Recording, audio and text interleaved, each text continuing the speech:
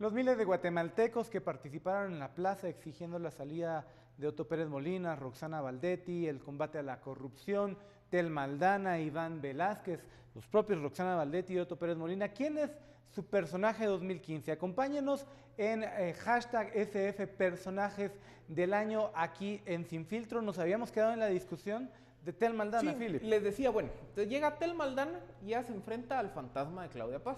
Pero Claudia Paz fue un personaje polarizante por el tema del conflicto armado. Llega Aldana y ella entiende muy bien que el tipo de casos que la ciudadanía más pedía que se persiguieran y que no se le había puesto la atención eran casos de corrupción. Inmediatamente después de eso, estalla el caso Lima, que ese es un caso que ya casi no nos acordamos de él.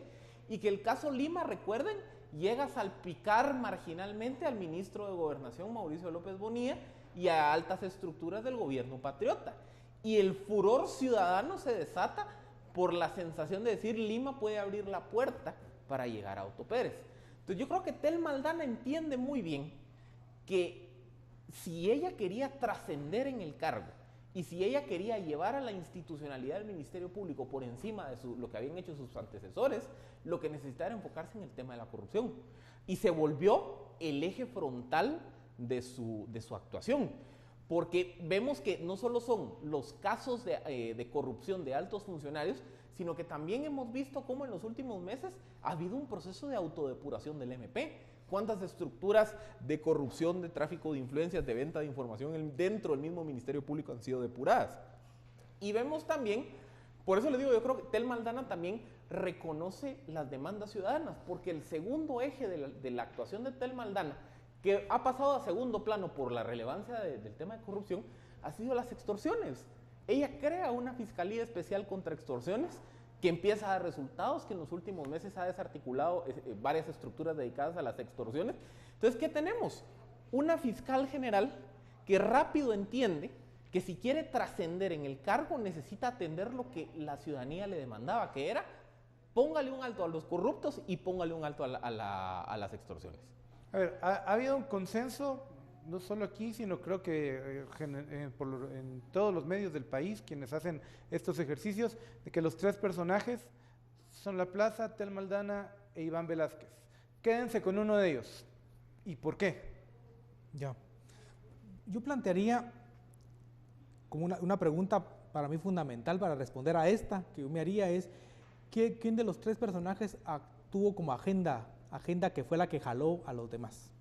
Y en ese sentido yo me quedo con Iván Velázquez, es decir, es el impulso, el influjo de la CICIG, más allá de la figura del comisionado, pero siendo él la persona que está a cargo, pues hay que ponerle nombre y apellido, el que permitió, el que le diera margen de maniobra, espacios para que la actuación de la fiscal, que como que comparto lo que dice Philip, creo que ella tomó las decisiones inteligentes, pero estas decisiones inteligentes se vinieron acompañadas, reforzadas en un espacio que le permitió la CICIG.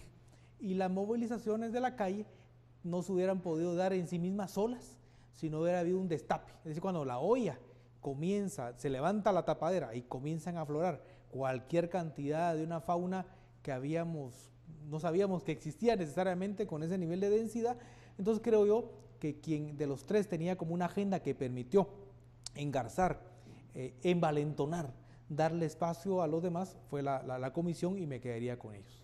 Philip. Yo igual, yo voto por Iván Velázquez, un razonamiento similar al de Renzo. Yo creo que Tel Maldana, cuando se sienta al frente del Ministerio Público, ella necesitaba un apoyo político. Yo creo que ella sola, ante la debilidad del sistema político guatemalteco, yo creo que sola ella no hubiera podido empujar muchos de estos casos.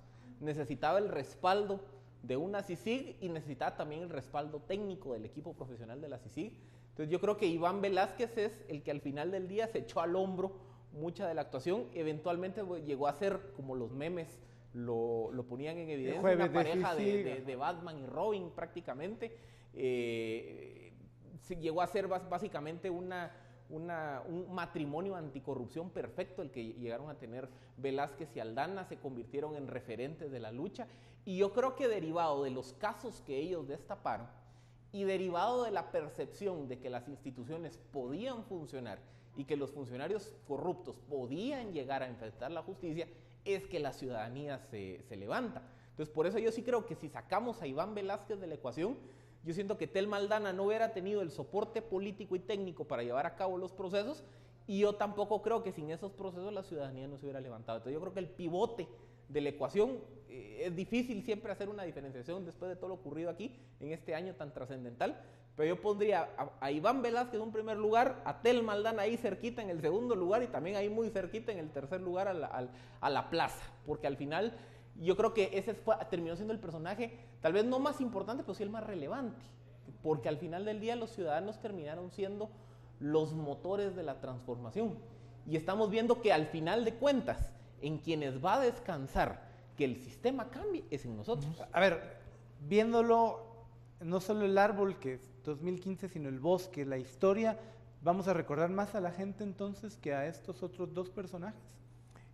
Y debería de serlo en términos de sociedad. Creo que ese debería ser el rumbo, el reto fundamentalmente, porque es el que permitiría una conducción de mediano a largo plazo, la conducción estratégica, y además son los actores, digámoslo así, desinstitucionalizados, es el colectivo, y en ese colectivo al cual seguramente el reto también tiene que ser en cómo sumar otras fuerzas, por ejemplo del interior del país, otro montón de fuerzas que no estuvieron necesariamente tan fuertes como la clase media urbana.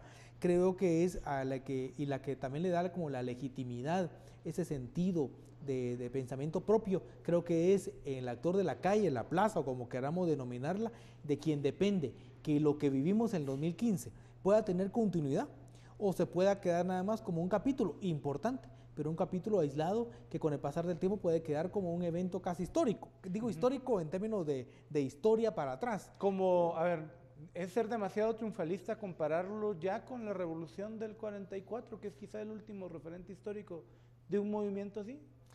Pues yo creo que es temprano hacerlo.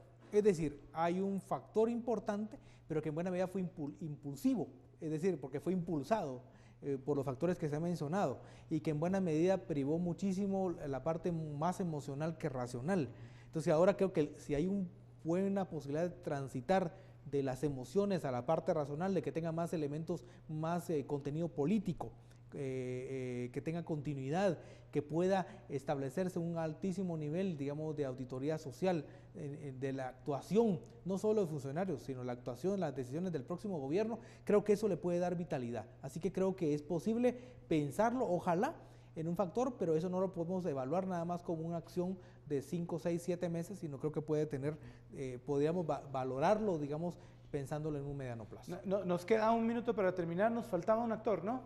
Yo tengo otro, que creo que también hay que ponerlo en la palestra, es el Tribunal Supremo Electoral.